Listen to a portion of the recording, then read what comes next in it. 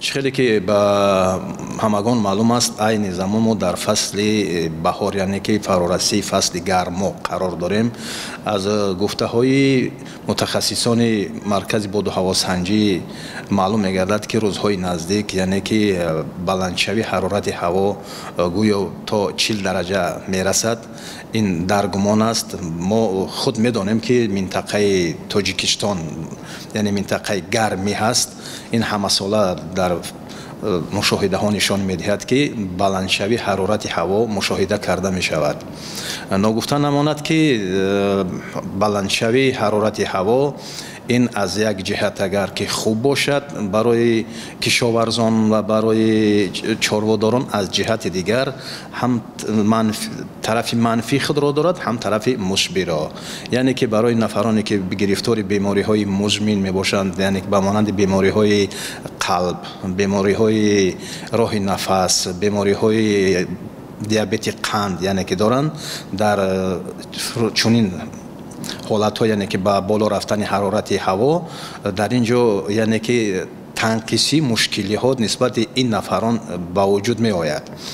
چون که ما خود میدانیم که حرارت هوا که گرم رفت در اینجا طلبات فیزیولوژی ارگانیسم انسان یعنی که با نوشاکی ها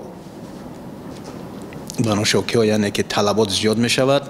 باید ما کوشش کنیم که در این دوره که یعنی با بلندشوی حرارت هوا می رود باید که طلبات فیزیولوژی ارگانیسم خود را قانع گردانیم. اساسا شخصانی که گفته گذاشتم بیماری های مزمن دارند یعنی که بیماری های راه نفس، بیماری های قلب و بیماری هایی که نفس گرفتاری بیماری دیابت قند هستند، اساسا در اینجا مشکلی ها به آنها می رسد. همچون متخصص ساحه من همین را گفتنی هستم که در فرارسی چنین روزهایی که یعنی که حرارت هوا از معیار زیاد می شود، نه تنها نفرانی که گرفتار بیماری ها هستند، خود شخصان عادی هم می توانند که بیهوده در هوای گرمی یعنی که سیر و گشت نکنند. چون که این هوای گرم هم خیلی گفته گذاشتم هم طرف منفی خود را دارد هم طرف مثبت خود را دارد.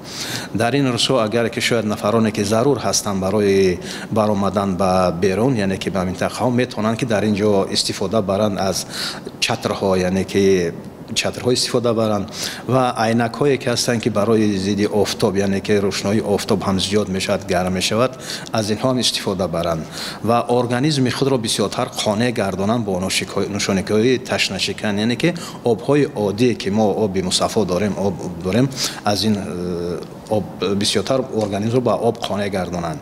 و چخیلی که گفته گذاشتم نفرانی که یعنی که بیماری دارند در این مرحله خود